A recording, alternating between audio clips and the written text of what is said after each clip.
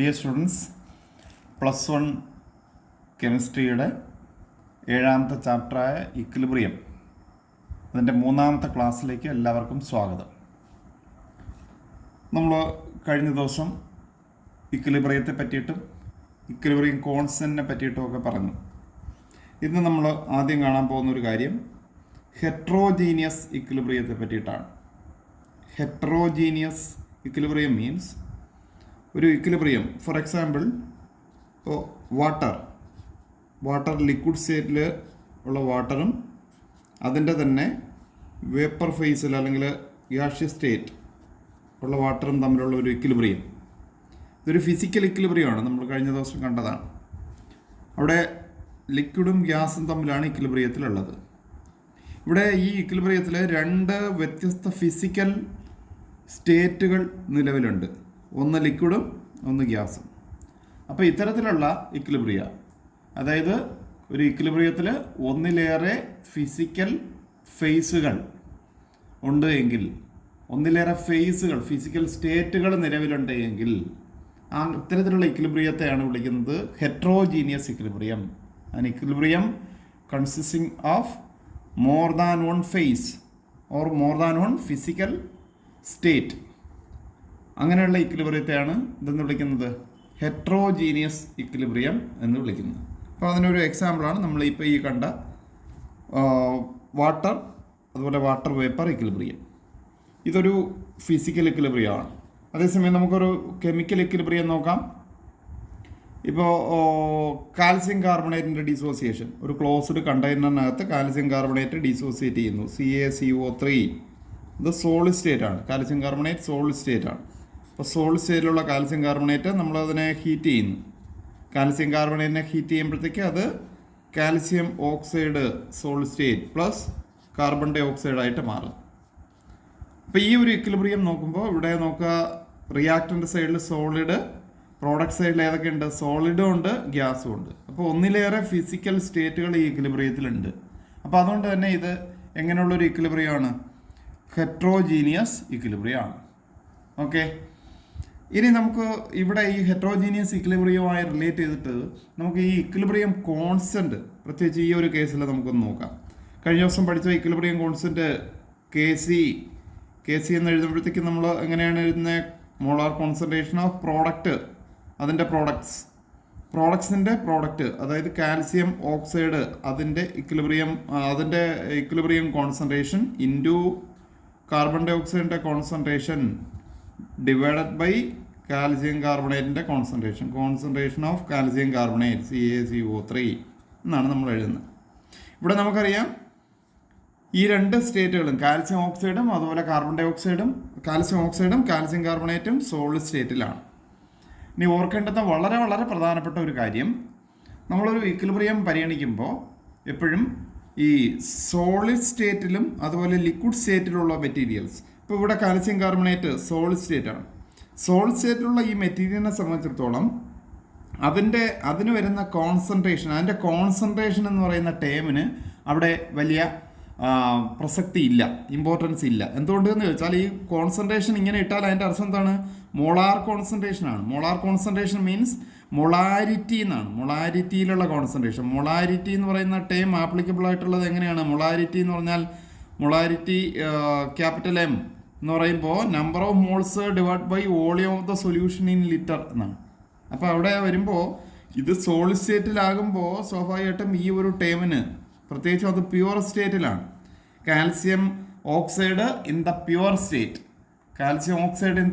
State, ആ solid material pure substance എന്നുള്ള നിലയ്ക്ക് അതിൻ്റെ കോൺസെൻട്രേഷൻ എന്ന് പറയുന്ന മോളാർ കോൺസെൻട്രേഷൻ എന്ന് പറയുന്നത് അതിനൊരു വലിയ പ്രസക്തി അവിടെ ഇല്ല. സാധാരണ അത് എടുക്കാറുള്ളത് അത് യൂണിറ്റി ആയിട്ടാണ് എടുക്കാറുള്ളത്, അല്ലെങ്കിൽ അതൊരു കോൺസ്റ്റന്റ് വാല്യൂ ആയിട്ടാണ് എടുക്കാറുള്ളത്. അതിൻ്റെ വാല്യൂ സാധാരണ പരിഗണിക്കാറില്ല. അപ്പോൾ ഇത് രണ്ടും തുല്യമായിട്ട് വരും. അപ്പോൾ ഈ 2 ടേമുകളും തുല്യമായിട്ട് വരുമ്പോൾ യഥാർത്ഥത്തിൽ ഇക്വിലിബ്രിയം കോൺസ്റ്റന്റ് നമ്മൾ എഴുതുമ്പോൾ KC എന്ന് എഴുതുമ്പോഴത്തേക്ക് അവിടെ ഈ 2 ടേമും വേണ്ട. അവിടെ നമ്മളിവിടെ KC എന്ന് എഴുതിയത് കൊണ്ട് ഞാനിവിടെ KC ഡാഷ് എന്ന് എഴുതുന്നു. എനിവേ ഇക്വിലിബ്രിയം കോൺസ്റ്റന്റ് മീൻസ് ഇവിടെ നമ്മൾ ആ ഗ്യാഷ്യസ് സ്റ്റേറ്റിലുള്ളവരെ മാത്രം പരിഗണിച്ചാൽ മതി. സോളിഡോ പ്യുവർ സോളിഡോ അതുപോലെ പ്യുവർ ലിക്വിഡോ ആണ് എങ്കിൽ പ്യുവർ ലിക്വിഡ് എന്നാണ്. അല്ലാതെ അവിടെ ഒരു അക്വ സൊല്യൂഷനാണ് എങ്കിൽ നമുക്ക് അതിൻ്റെ കോൺസെൻട്രേഷൻ ഇവിടെ നമ്മൾ പരിഗണിക്കണം. അക്വ സൊല്യൂഷൻ, ഇപ്പോൾ sodium chloride solution, sodium chloride NaCl, sodium chloride aqueous state means വാട്ടറിലുള്ള സൊല്യൂഷൻ ആണെങ്കിൽ അതിൻ്റെ കോൺസെൻട്രേഷൻ അതിനൊരു വാല്യൂ ഉണ്ട്. അത് ഈ പറയുന്ന നമ്മൾ യൂണിറ്റി ആയിട്ടല്ല പരിഗണിക്കുന്നത്. അതേസമയം sodium chloride NaCl, sodium chloride in the solid state ആണ് എങ്കിൽ അതിൻ്റെ കോൺസെൻട്രേഷൻ യൂണിറ്റി ആയിട്ടാണ് എടുക്കുന്നത്. അപ്പോൾ ഇവിടെ നമ്മൾ ഗ്യാഷ്യസ് സ്റ്റേറ്റോ അല്ലെങ്കിൽ ഒരു മെറ്റീരിയൽ ഗ്യാഷ്യസ് സ്റ്റേറ്റിലോ അല്ലെങ്കിൽ അതിൻ്റെ അക്വസ് ഫേസിലോ ആണെങ്കിൽ മാത്രമേ നമ്മളത് പരിഗണിക്കാറുള്ളൂ, ഇക്വിലിബ്രിയം കോൺസ്റ്റൻറ്റ് പരിഗണിക്കുന്ന സമയത്ത് പരിഗണിക്കാറുള്ളൂ എന്നുള്ള കാര്യം പ്രത്യേകിച്ച് ഓർക്കണം. അപ്പോൾ അതേസമയം അവിടെ പ്യുവർ സോളിഡ് സ്റ്റേറ്റിലാണെങ്കിൽ അല്ലെങ്കിൽ പ്യുവർ ലിക്വിഡ് സ്റ്റേറ്റിലാണെങ്കിൽ പ്യുവർ ലിക്വിഡ് സ്റ്റേറ്റ് എന്ന് പറഞ്ഞാൽ ഇപ്പോൾ water in the liquid state, ഇവിടെ പ്യുവർ വാട്ടറാണ്, അവിടെ വേറെ കമ്പോണൻ്റ് ഒന്നും തന്നെ ഇല്ല. അപ്പോൾ സ്വാഭാവികമായിട്ടും അതിൻ്റെ കോൺസെൻട്രേഷൻ നമുക്ക് യൂണിറ്റി ആയിട്ട് എടുക്കാം. അത് നമ്മൾ ഈ പറയുന്ന യൂണിറ്റി ആകുമ്പോൾ അതിനെ ഇവിടെ പരിഗണിക്കേണ്ട കാര്യമില്ല. അപ്പോൾ ഇക്വിലിബ്രിയം കോൺസ്റ്റൻറ്റ് എഴുതുമ്പോൾ ഇവിടെ കോൺസെൻട്രേഷൻ ഓഫ് ഏത് മാത്രം മതി, കാർബൺ ഡൈ ഓക്സൈഡ് എന്ന് മാത്രം മതി. ഈ കേസിൽ അത് മാത്രം മതി എന്നുള്ളതാണ് പ്രധാനപ്പെട്ട ഒരു പോയിന്റ്. നമ്മൾ വേറെ ഒരെണ്ണം എടുക്കുന്നു എന്ന് കരുതുക, വേറൊരു റിയാക്ഷൻ എടുക്കുന്നു എന്ന് കരുതുക.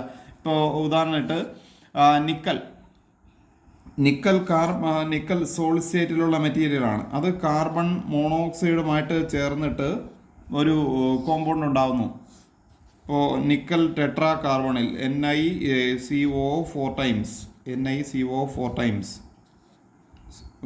അവിടെ സ്ക്വയർ ബ്രാക്കറ്റ് വേണ്ട, ഇക്വേഷൻ എഴുതുമ്പോൾ സ്ക്വയർ ബ്രാക്കറ്റ് വേണ്ട, NiCO4 ടൈംസ് അത് ഗ്യാഷ്യസ് സ്റ്റേറ്റ് ആണ്.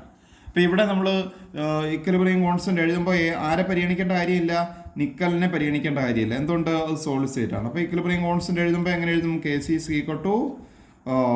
കോൺസെൻട്രേഷൻ ഓഫ് NiCO4 ടൈംസ്, അത് നമ്മൾ പരിഗണിക്കും. എന്തുകൊണ്ട്?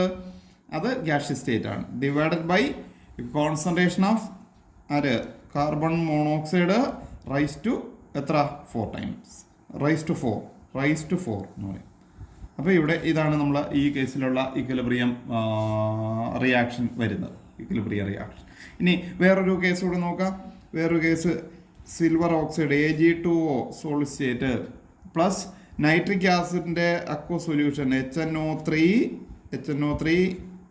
അക്വസ് ഗീവ്സ് AgNO3, അതും 2AgNO3 silver nitrate aqueous plus pure water in the liquid state. ഇപ്പോൾ ഈ കേസിൽ നമ്മൾ Kc എഴുതുമ്പോൾ ഓർക്കേണ്ടുന്ന കാര്യം ആരെയൊക്കെ പരിഗണിച്ചാൽ മതി? ഈ അക്വസ് ഫേസിലുള്ളത് മാത്രം പരിഗണിച്ചാൽ മതി. ഏതൊക്കെ പരിഗണിക്കേണ്ട? ഈ സോളിഡ് സ്റ്റേറ്റിലുള്ളതും പരിഗണിക്കേണ്ട, ലിക്വിഡ് സ്റ്റേറ്റിലുള്ളതും പ്യുവർ ലിക്വിഡ് സ്റ്റേറ്റിലുള്ളതും പരിഗണിക്കേണ്ട. അപ്പോൾ ഇവിടെ നമ്മൾ നോക്കുമ്പോൾ AgNO3 aqueous raise to 2 divided by HNO3 aqueous raise to 2.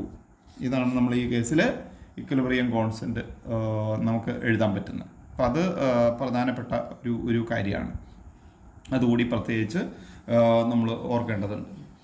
ഇനി നമ്മൾ കഴിഞ്ഞ ദിവസം പറഞ്ഞതും ഇന്ന് പറഞ്ഞതും ഒക്കെ കൂടി ചേർത്തിട്ടുള്ള ചില കാര്യങ്ങൾ ജനറലായിട്ടൊന്ന് പറയുകയാണെങ്കിൽ, നമ്മൾ ഇക്വിലിബ്രിയം കോൺസ്റ്റൻറ്റ് എന്ന് പറയുന്ന ഒരു ടേം, അതിനെ സംബന്ധിച്ച് പറയേണ്ടുന്ന പ്രധാനപ്പെട്ട ചില കാര്യങ്ങൾ. ഒന്ന്, ഇക്വിലിബ്രിയം കോൺസ്റ്റൻറ്റ് ഒരു സിസ്റ്റം ഇക്വിലിബ്രിയത്തിലാകുമ്പോൾ മാത്രമേ അതിന് ആപ്ലിക്കേഷൻ ഉള്ളൂ, അല്ലെങ്കിൽ equilibrium constant is applicable only in the case of A system which is at equilibrium സ്റ്റേറ്റിൽ ഇരിക്കുമ്പോൾ മാത്രമാണ് ഇക്വിലിബ്രിയം കോൺസ്റ്റൻറ്റിന് ആപ്ലിക്കേഷൻ എന്ന് പറയുന്നത്, അല്ലെങ്കിൽ അതിന് പ്രസക്തി ഉള്ളത്, ഇമ്പോർട്ടൻസ് ഉള്ളത് എന്നുള്ളതാണ്. ഇനി രണ്ട്, നമ്മളൊരു റിയാക്ഷൻ എടുക്കുമ്പോൾ ആ റിയാക്ഷൻ്റെ കേസിൽ ഈക്വിലിബ്രിയം കോൺസ്റ്റൻ്റെ വാല്യൂ എന്ന് പറയുന്നത് ഇനിഷ്യൽ കോൺസെൻട്രേഷനെ ഡിപ്പെൻഡ് ചെയ്യുന്നില്ല. റിയാക്റ്റൻസിൻ്റെയോ പ്രോഡക്ട്സിൻ്റെയോ ഇനിഷ്യൽ കോൺസെൻട്രേഷനെ ഡിപ്പെൻഡ് ചെയ്യുന്നില്ല. ഇപ്പോൾ ഇവിടെ ഈ കേസ് തന്നെ എടുക്കുകയാണെങ്കിൽ, ഇവിടെ നമ്മൾ ഇനിഷ്യലി റിയാക്റ്റൻസ് എത്ര കൂടുതൽ എടുത്താലും എത്ര കുറവെടുത്താലും ഈ ഇക്വിലിബ്രിയം കോൺസ്റ്റന്റ് എന്ന് പറയുന്നത് എങ്ങനെയായിരിക്കും?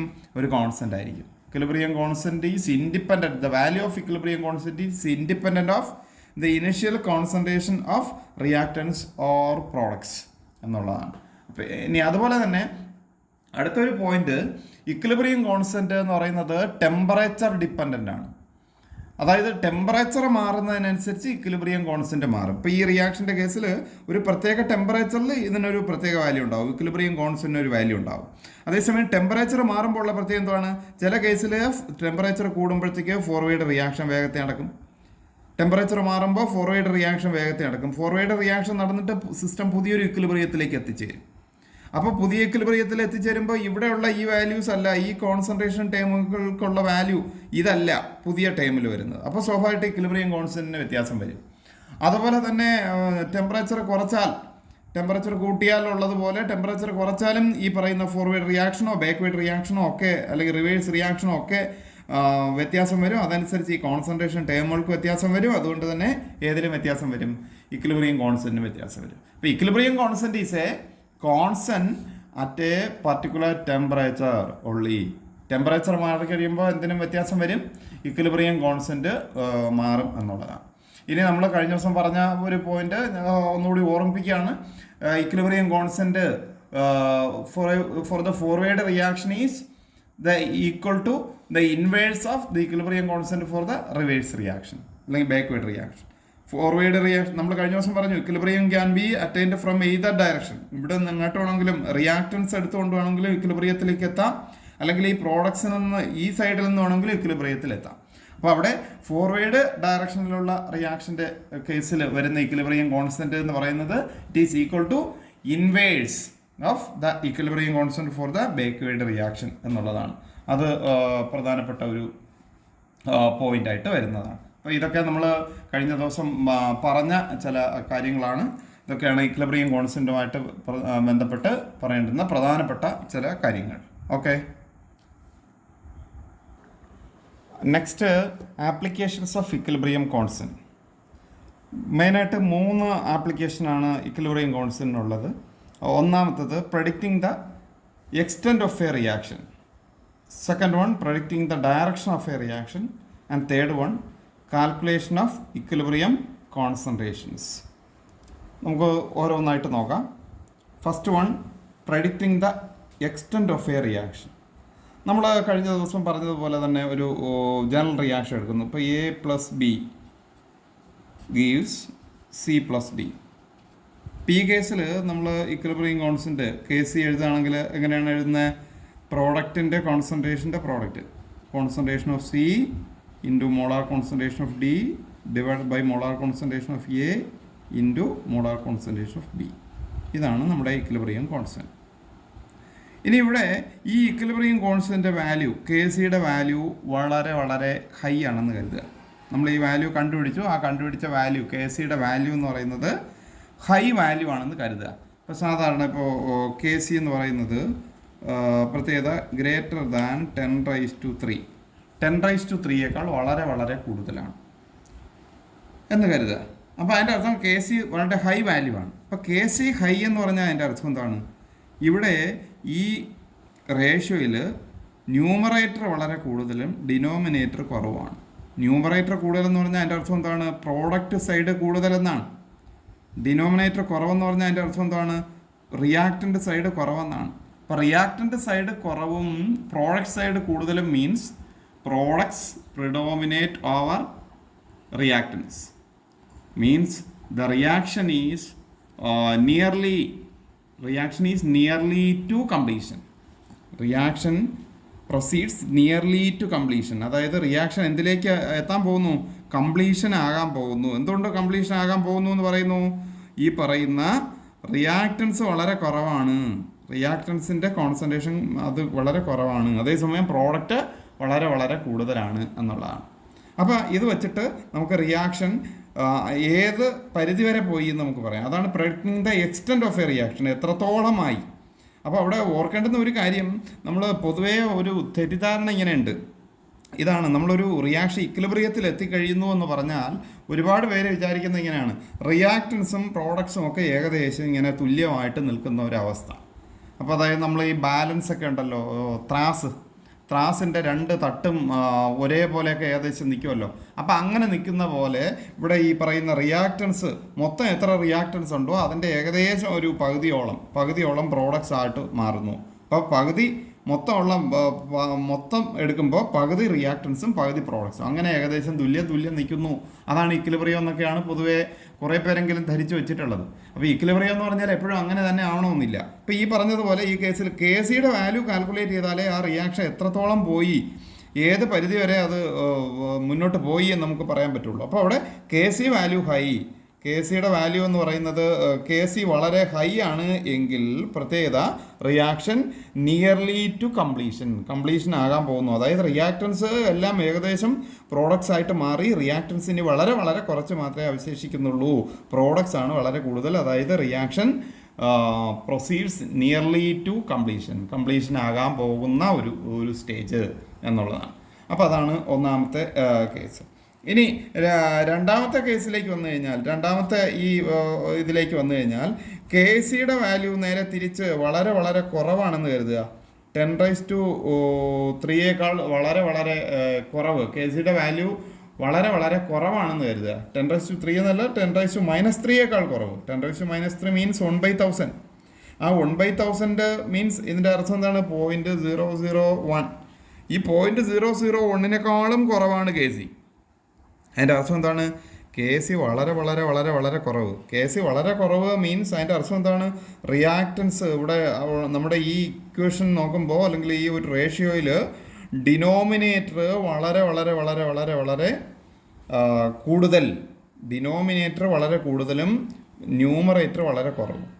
ന്യൂമറേറ്റർ കുറവും ഡിനോമിനേറ്റർ കൂടുതലും ആകുമ്പോൾ ആണല്ലോ കെ സിയുടെ വാല്യൂ വളരെ കുറഞ്ഞു വരുന്നത്. 1-നും താഴെ, അതായത് 0.001 വന്നേക്കാണ്. ഈ 0.001 ചെറുതിലേക്ക് വരികയാണ്. അപ്പോൾ സ്വാഭാവികമായിട്ടും റിയാക്റ്റൻസ് വളരെ കൂടുതലും പ്രോഡക്ട്സ് വളരെ വളരെ കുറവും എന്ന് പറഞ്ഞാൽ അതിൻ്റെ അർത്ഥം എന്താണ്? റിയാക്റ്റൻസ് പ്രിഡോമിനേറ്റ് ഓവർ പ്രോഡക്ട്സ് എന്ന് പറഞ്ഞാൽ ദ റിയാക്ഷൻ പ്രൊസീഡ്സ് റെയർലി. അതായത് റിയാക്ഷൻ ഏത് സ്റ്റേജിലാണ്? സ്റ്റാർട്ടിങ് സ്റ്റേജിലാണ്, ഇനിഷ്യൽ സ്റ്റേജിൽ. അങ്ങോട്ട് തുടങ്ങിയേ ഉള്ളൂ. റിയാക്ഷൻ അങ്ങോട്ട് തുടങ്ങിയപ്പോൾ തന്നെ സിസ്റ്റം എന്തിലെത്തി? ഇക്വിലിബ്രിയത്തിലെത്തി എന്നുള്ളതാണ്. അതായത് റിയാക്റ്റൻസിൻ്റെ വളരെ വളരെ കുറഞ്ഞ ശതമാനം മാത്രമേ എന്തായിട്ട് മാറിയിട്ടുള്ളൂ? പ്രോഡക്ട്സ് ആയിട്ട് മാറിയിട്ടുള്ളൂ. മെജോറിറ്റിയും നല്ലൊരു ശതമാനം, 90% അല്ലെങ്കിൽ 95% റിയാക്റ്റൻസും ഏത് സ്റ്റേജിലായിരിക്കും? റിയാക്റ്റൻ്റ് സ്റ്റേജിൽ തന്നെ നിലനിൽക്കുന്നു. ബാക്കി ഒരു 5% അല്ലെങ്കിൽ 10% ഒക്കെ ആയിരിക്കും പ്രോഡക്ട്സ് ആയിട്ട് മാറിയത് എന്നുള്ളതാണ്. അതായത് റിയാക്ഷൻ അവിടെ സ്റ്റാർട്ടിങ് സ്റ്റേജിലാണ് എന്നുള്ളതാണ്. അതാണ് രണ്ടാമത്തെ കേസ് വരുന്നത്. ഇനി ഈ കെ സിയുടെ വാല്യൂ ഇതിന് രണ്ടിനും ഇടയ്ക്കാണെന്ന് കരുതുക. കെ സിയുടെ വാല്യൂ എന്ന് പറയുന്നത് 10⁻3ക്കും 10⁻³ ഇടയ്ക്കാണെന്ന് കരുതുക. 10⁻³ കൂടുതലും 10⁻³ കുറവും. അതായത് 10⁻³ 10⁻+3 ഇടയ്ക്കാണ് കെ സിയുടെ വാല്യൂ എങ്കിൽ അതിൻ്റെ അർത്ഥം എന്ന് പറയുന്നത് റിയാക്ഷൻ ആ കേസിൽ അങ്ങനെ ഒരു കേസ് വരികയാണെങ്കിൽ അതിൻ്റെ അർത്ഥം അപ്രീഷിയബിൾ എമൗണ്ട് കോൺസെൻട്രേഷൻ ഓഫ് റിയാക്റ്റൻസും പ്രോഡക്ട്സും പ്രസൻ്റ് ആണ്. അതായത് ഏകദേശം നമ്മൾ നേരത്തെ പറഞ്ഞതുപോലെ ഒരു ഏകദേശം കമ്പയറബിൾ ആയിട്ടുള്ള കോൺസെൻട്രേഷൻ, അതായത് റിയാക്റ്റൻസിൻ്റെ എമൗണ്ട് ഏകദേശം എത്രയുണ്ടോ അതിന് ഏകദേശം അടുത്തുള്ളൊരു വാല്യൂ ആയിരിക്കും പ്രോഡക്ട്സിനും ഉള്ളത് എന്നുള്ളതാണ്. അപ്പോൾ അങ്ങനെ 3 സിറ്റുവേഷൻ. അപ്പോൾ റിയാക്ഷൻ ഇക്വിലിബ്രിയത്തിലാണ് എന്ന് പറയുമ്പോഴത്തേക്ക് പൊതുവേ നമുക്കിങ്ങനെ 3 സിറ്റുവേഷൻ കാണാൻ പറ്റും. 3 സിറ്റുവേഷൻ. ഈ 3 സിറ്റുവേഷൻ മാത്രമല്ല, ഇതിൻ്റെ ഇടയ്ക്കുള്ള എത്ര വേണമെങ്കിലും കാണാം. എങ്കിലും മെയിനായിട്ടുള്ള 3 സിറ്റുവേഷൻ. ഒന്ന് നമ്മൾ പറഞ്ഞ കെ സിയുടെ വാല്യൂ വളരെ ഹൈ ആയിട്ടുള്ള കേസ്. കെ സിയുടെ വാല്യൂ ഹൈ ആകുമ്പോൾ റിയാക്ഷൻ ഏത് സ്റ്റേജിലേക്ക് പോവാണ്? കംപ്ലീഷൻ ആ ഒരു സ്റ്റേജിലേക്ക് പോവാണ്. റിയാക്റ്റൻസ് വളരെ വളരെ കുറവും പ്രോഡക്ട്സ് വളരെ വളരെ കൂടുതലും. റിയാക്റ്റൻസ് ചിലപ്പോൾ ഒരു 5% മാത്രമേ റിയാക്ടർ സ്റ്റേജിൽ ഉണ്ടാവുള്ളൂ. ബാക്കി 95% അല്ലെങ്കിൽ 90% ഒക്കെ പ്രോഡക്ട്സ് ആയിട്ട് മാറി. അങ്ങനെ ഒരു സ്റ്റേജ്. രണ്ടാമത്തെ കേസ് കെ സിയുടെ വാല്യൂ വളരെ വളരെ സ്മോൾ ആയിട്ടുള്ള കേസ്. കെ സിയുടെ വാല്യൂ വളരെ സ്മോൾ മീൻസ് റിയാക്ഷൻ ഇനിഷ്യൽ സ്റ്റേജിലാണ്. അതായത് റിയാക്റ്റൻസ് വളരെ കുറച്ച് മാത്രം പ്രോഡക്ട്സ് ആയിട്ട് മാറിയ, അപ്പോൾ റിയാക്ഷൻ ഇനിഷ്യൽ സ്റ്റേജിലാണ് നമുക്ക് പറയേണ്ടി വരും. ഇനി കെ സിയുടെ വാല്യൂ വളരെ ചെറുതുമല്ല വളരെ വലുതുമല്ല, ഇൻ ബിറ്റ്വീൻ 10⁻³ ആൻഡ് 10⁻+3 കെ സിയുടെ വാല്യൂ വരികയാണെങ്കിൽ ഇതിന് രണ്ടിനും ഇടയ്ക്കുള്ള അപ്രീഷിയബിൾ എമൗണ്ട് ഓഫ് അല്ലെങ്കിൽ concentration of both reactance and concentrations reactants and products are present or comparable concentrations of both reactants and products are present എന്നുള്ളതാണ്. ഇതാണ് നമുക്ക് ഒന്നാമത്തെ ആപ്ലിക്കേഷനായിട്ട് പറയാനുള്ള predicting the extent of a reaction. ഏത് പരിധി വരെ പോയി, അത് കംപ്ലീഷൻ ആകാറായോ റിയാക്ഷൻ, അതോ സ്റ്റാർട്ടിങ് സ്റ്റേജിലാണോ തുടങ്ങിയുള്ള കാര്യങ്ങളൊക്കെ നമുക്ക് ഈ പറയുന്ന കേസിൽ നമുക്ക് അറിയാൻ പറ്റും. ഈക്വിലിബ്രിയം കോൺസ്റ്റൻ്റ് വാല്യൂ അറിയാമെങ്കിൽ അറിയാൻ പറ്റും. അതാണ് ഒന്നാമത്തെ ആപ്ലിക്കേഷൻ. ഇനി നമുക്ക് രണ്ടാമത്തെ ആപ്ലിക്കേഷനിലേക്ക് പോകാം. രണ്ടാമത്തെ ആപ്ലിക്കേഷൻ എന്ന് പറയുന്നത് predicting the direction of a reaction. Predicting the direction of a reaction. അപ്പോൾ ഡയറക്ഷൻ ഓഫ് എ റിയാക്ഷൻ, ഒരു റിയാക്ഷൻ്റെ ഡയറക്ഷൻ പ്രഡിക്റ്റ് ചെയ്യാൻ, അതായത് ഇപ്പോൾ ഒരു റിയാക്ഷൻ എന്തിലല്ല, ഈക്വിലിബ്രിയത്തിലല്ല. അതായത് ഇപ്പോൾ നമുക്ക് A plus B gives C plus D. അപ്പോൾ എ പ്ലസ് ബി നമ്മൾ നേരത്തെ കണ്ടതുപോലെ A plus B gives C plus D. A plus B gives C plus D എന്ന് പറയുന്ന ഈ ഒരു റിയാക്ഷൻ നമ്മൾ നേരത്തെ പറഞ്ഞു K C equal to concentration of C into concentration of D divide by concentration of A into concentration of B എന്നാണ്. ഇനി ഈ സിസ്റ്റം എന്തിലല്ല, ഈക്വിലിബ്രിയത്തിലല്ല. ഇപ്പോൾ ഈക്വിലിബ്രിയത്തിലല്ല എന്ന് കരുതുക. ഈക്വിലിബ്രിയത്തിലല്ല എന്ന് പറഞ്ഞാൽ അതിൻ്റെ അർത്ഥം എന്താണ്? ഒന്നുകിൽ ഫോർവേഡ് റിയാക്ഷൻ ബാക്ക്വേഡ് റിയാക്ഷൻ അല്ലെങ്കിൽ റിവേഴ്സ് റിയാക്ഷനേക്കാൾ ഫാസ്റ്റർ റേറ്റിൽ നടക്കുന്നു. നെറ്റ് റിയാക്ഷൻ ഏത് ഡയറക്ഷൻ നടക്കുന്നു? ഫോർവേഡ് ഡയറക്ഷനിൽ നടക്കുന്നു. അല്ലെങ്കിൽ ബാക്ക്വേഡ് റിയാക്ഷൻ അല്ലെങ്കിൽ റിവേഴ്സ് റിയാക്ഷൻ ഫോർവേഡ് റിയാക്ഷനേക്കാൾ വേഗത്തിൽ നടക്കുന്നു. അപ്പോൾ നെറ്റ് റിയാക്ഷൻ ഏത് ഡയറക്ഷനിൽ നടക്കുന്നു? റിവേഴ്സ് ഡയറക്ഷനിൽ നടക്കുന്നു. ഇത് രണ്ട് കേസാണല്ലോ ഈക്വിലിബ്രിയത്തിലല്ല എന്ന് പറഞ്ഞാൽ, അല്ലേ? ഈക്വിലിബ്രിയത്തിലാകുമ്പോഴാണ് ഫോർവേഡ് റിയാക്ഷൻ്റെ റേറ്റും ബാക്ക്വേഡ് റിയാക്ഷൻ്റെ റേറ്റും എന്താകുന്നത്? തുല്യമാകുന്നത്. ഈക്വിലിബ്രിയത്തിലാകുമ്പോഴാണ് ഇത് രണ്ടും തുല്യമാകുന്നത്. ഫോർവേഡ് റിയാക്ഷൻ്റെ rate is equal to backward rate of forward reaction is equal to rate of backward reaction അല്ലെങ്കിൽ റേറ്റ് ഓഫ് റിവേഴ്സ് റിയാക്ഷൻ എന്ന് നമ്മൾ പറയുന്നത്. അതാണ് ഈക്വിലിബ്രിയം. ഇപ്പോൾ സിസ്റ്റം ഈക്വിലിബ്രിയത്തിലല്ല means either the reaction takes place in the forward direction or in the reverse direction or in the backward direction എന്ന് നമുക്ക് പറയേണ്ടി വരും. അപ്പോൾ അത് ഏത് ഡയറക്ഷനാണ് നടക്കുന്നത് എന്ന് നമുക്ക് ഈക്വിലിബ്രിയം കോൺസ്റ്റന്റ് അറിയാമെങ്കിൽ കണ്ടുപിടിക്കാൻ പറ്റും. അപ്പോൾ അവിടെയാണ് നമ്മൾ പുതിയൊരു ടേം എന്ന് പറയുന്നത് റിയാക്ഷൻ കോഷ്യന്റ് എന്ന് പറയുന്ന ഒരു ടേം. ഇത് ഈക്വിലിബ്രിയം കോൺസ്റ്റന്റ് ആണ് എങ്കിൽ നമ്മൾ reaction quotient, reaction QUOTIENT, reaction quotient QC എന്ന് പറയുന്ന ഒരു ടൈം. ഇവിടെ നമ്മൾ KC എന്ന് പറയുന്ന പോലെ QC നമ്മൾ QC പറയുന്നത് ഇങ്ങനെയാണ്. QC equal to reaction quotient QC equal to ഈ എഴുതിയതുപോലെ തന്നെയാണ് എഴുതുന്നത്. Concentration of C into concentration of D divide by concentration of A into concentration of B. സ്വാഭാവികമായിട്ട് ഇങ്ങനെ എഴുതുമ്പോൾ നമുക്ക് തോന്നും ഇത് KCയും QCയും തുല്യമല്ലേ, ഇത് രണ്ടും ഒരേപോലെ അല്ലേ എഴുതി വെച്ചിട്ടുള്ളത് എന്ന് ചോദിച്ചാൽ ഇവർ തമ്മിലുള്ള വ്യത്യാസം എന്താണെന്ന് ചോദിച്ചാൽ KC എന്ന് പറയുന്നത് സിസ്റ്റം എന്തിലായിരിക്കുമ്പോൾ മാത്രമുള്ളതാണ്? ഈക്വിലിബ്രിയത്തിലായിരിക്കുമ്പോൾ മാത്രമുള്ളതാണ്. സിസ്റ്റം ഈക്വിലിബ്രിയത്തിലായിരിക്കുമ്പോൾ സിയുടെ കോൺസെൻട്രേഷൻ, ഈക്വിലിബ്രിയം കോൺസെൻട്രേഷൻ സിയുടെ ഈക്വിലിബ്രിയത്തിൽ ഇരിക്കുമ്പോഴുള്ള കോൺസെൻട്രേഷൻ ഇൻറ്റു ഡിയുടെ ഈക്വിലിബ്രിയത്തിൽ ഇരിക്കുമ്പോഴുള്ള കോൺസെൻട്രേഷൻ ഡിവൈഡഡ് ബൈ എയുടെ ഇക്വിലിബ്രിയത്തിൽ ഇരിക്കുമ്പോഴുള്ള കോൺസെൻട്രേഷൻ ഇൻറ്റു ഇയുടെ ഇക്വിലിബ്രിയത്തിൽ ഇരിക്കുമ്പോഴുള്ള കോൺസെൻട്രേഷൻ. മീൻസ് ഇവിടെ ഉള്ള ഓരോ കോൺസെൻട്രേഷൻ ടൈമും എപ്പോഴാണ് ഉള്ളതാണ്? ഇക്വിലിബ്രിയത്തിൽ ഇരിക്കുമ്പോൾ ഉള്ള കോൺസെൻട്രേഷനാണ്. അതേസമയം QCയിലേക്ക് വരുമ്പോൾ സിസ്റ്റം എന്തിലല്ല? സിസ്റ്റം ഈക്വിലിബ്രിയത്തിലല്ലാതിരിക്കുകയാണ്. അപ്പോൾ ഈക്വിലിബ്രിയത്തിലല്ലാതിരിക്കുമ്പോൾ എയ്ക്കും ബിക്കും അതുപോലെ സിക്കും ഡിക്കും എത്ര കോൺസെൻട്രേഷൻ ഉണ്ടോ അതാണ് ഈ വാല്യൂ. ഇനി നമുക്ക് ഇവിടെ നോക്കാം. ഈ QC അറിയാമെങ്കിൽ നമുക്ക് എങ്ങനെ QCയും KCയും അറിയാമെങ്കിൽ എങ്ങനെ നമുക്ക് ഡയറക്ഷൻ പ്രഡിക്റ്റ് ചെയ്യാൻ നോക്കാം. ഇപ്പോൾ ഒരു റിയാക്ഷൻ ഈക്വിലിബ്രിയത്തിലല്ല എന്ന് കരുതുക. അപ്പോൾ ഈക്വിലിബ്രിയത്തിലല്ല എങ്കിൽ നമ്മൾ ഇതുപോലെ കോൺസെൻട്രേഷൻ എടുക്കുമ്പോൾ നമുക്ക് കിട്ടുന്ന വാല്യൂ എന്താണ്? QC ആണ്. ആ QCയുടെ value QC is greater than KC. ഈ കിട്ടിയ QC എന്ന് പറയുന്നത് KCയേക്കാൾ ഈക്വിലിബ്രിയത്തിൽ ഇരിക്കുമ്പോൾ നമ്മൾ കാൽക്കുലേറ്റ് ചെയ്യുന്ന KCയേക്കാൾ കൂടുതലാണ്. QC KCയേക്കാൾ കൂടുതലാണ്. അപ്പോൾ QC KCയേക്കാൾ കൂടുതലാണ് എന്ന് പറഞ്ഞാൽ അതിൻ്റെ അർത്ഥം എന്താണ്? QCയുടെ വാല്യൂ KCയേക്കാൾ കൂടുതലെന്ന് പറഞ്ഞാൽ ഇവിടെ ഈക്വിലിബ്രിയത്തിൽ ഇരിക്കുമ്പോൾ ഉള്ളതിനേക്കാൾ ഇവിടെ എന്ത് കൂടുതലാണ്? പ്രോഡക്റ്റ് സൈഡ് കൂടുതലാണ്. സിയും ഡിയും കൂടുതലാണ്. ഇവിടെ ഉള്ളതിനേക്കാൾ ന്യൂമറേറ്റർ കൂടുതലും ഡിനോമിനേറ്റർ കുറവുമാണ്. മീൻസ് ഇവിടെ ഉള്ളതിനേക്കാൾ പ്രോഡക്റ്റ് സൈഡ് കൂടുതലാണ്. ഇവിടെ ഇക്വിലിബ്രിയത്തിൽ ഇരിക്കുന്നതിനേക്കാൾ പ്രോഡക്റ്റ് സൈഡ് കൂടുതലാണ്. അതേസമയം റിയാക്റ്റൻ്റ് സൈഡ് എങ്ങനെയാണ്? കുറവാണ്. അപ്പോൾ റിയാക്റ്റൻ്റ് സൈഡ് കുറവും പ്രോഡക്റ്റ് സൈഡ് കൂടുതലുമാണെങ്കിൽ റിയാക്ഷൻ ഏത് ഡയറക്ഷനിലായിരിക്കും നടക്കുക? റിയാക്ഷൻ നടക്കുന്നത് right to left. Right to left means product side to reactant side means in the backward direction or in the reverse direction. Reaction takes place in the reverse direction. Reaction reverse ഡയറക്ഷനിൽ നടക്കുന്നു എന്നുള്ളതാണ്. അതാണ് നമുക്ക് ഇവിടെ പറയാനുള്ളത്. Reaction takes place in the reverse direction or in the backward direction എന്നാണ്.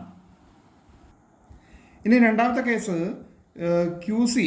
If Q C less than K C. ഈ Q സിയുടെ വാല്യൂ കെ സിയേക്കാൾ കുറവാണ്.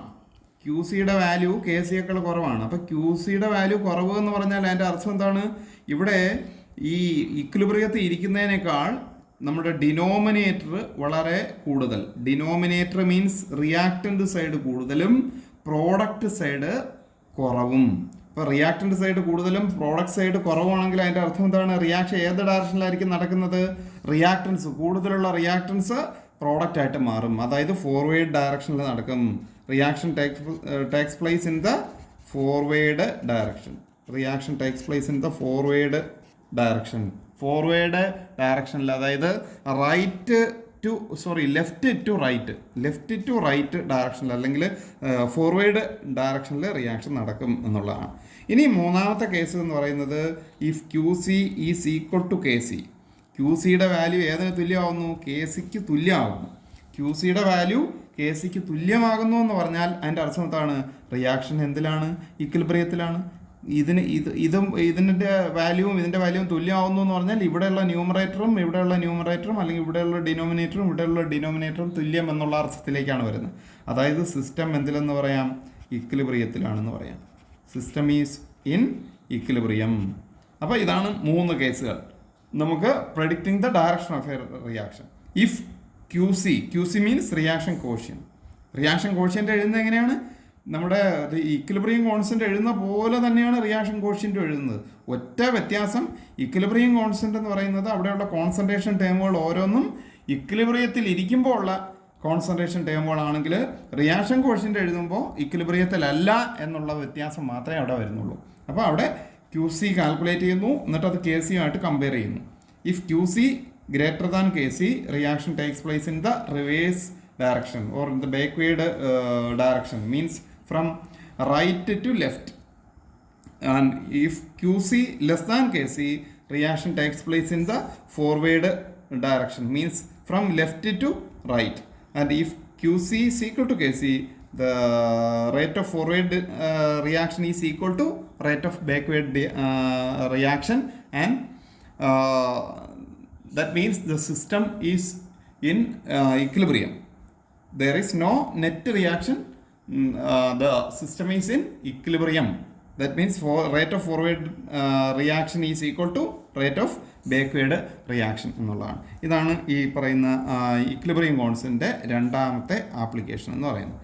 ഇനി മൂന്നാമത്തെ ആപ്ലിക്കേഷൻ എന്ന് പറയുന്നത് കാൽക്കുലേഷൻ ഓഫ് ഇക്വിലിബ്രിയം കോൺസെൻട്രേഷൻ എന്നുള്ളതാണ്. ഇക്വിലിബ്രിയം കോൺസെൻട്രേഷൻ മീൻസ് നമ്മൾ നേരത്തെ പറഞ്ഞ പോലെ സിസ്റ്റം ഇക്വിലിബ്രിയത്തിലാണെങ്കിൽ ഇത് ഓരോന്നിൻ്റെയും കോൺസെൻട്രേഷൻ, ഈ റിയാക്ടൻസിൻ്റെ ഓരോന്നിൻ്റെയും കോൺസെൻട്രേഷൻ എങ്ങനെ കാൽക്കുലേറ്റ് ചെയ്യും എന്നുള്ളതാണ്.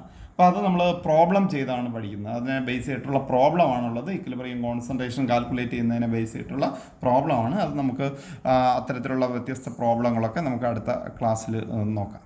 ഓക്കെ, അപ്പോൾ ഇതുവരെയുള്ള കാര്യങ്ങളെല്ലാം നന്നായിട്ടൊന്ന് പഠിച്ച് റെഡിയായിട്ട് ഇരിക്കാം. നമുക്ക് അടുത്ത ക്ലാസ്സിൽ പ്രോബ്ലങ്ങൾ ഉൾപ്പെടെ പുതിയ കാര്യങ്ങൾ അടുത്ത ക്ലാസ്സിൽ പഠിക്കാം. ഓക്കെ.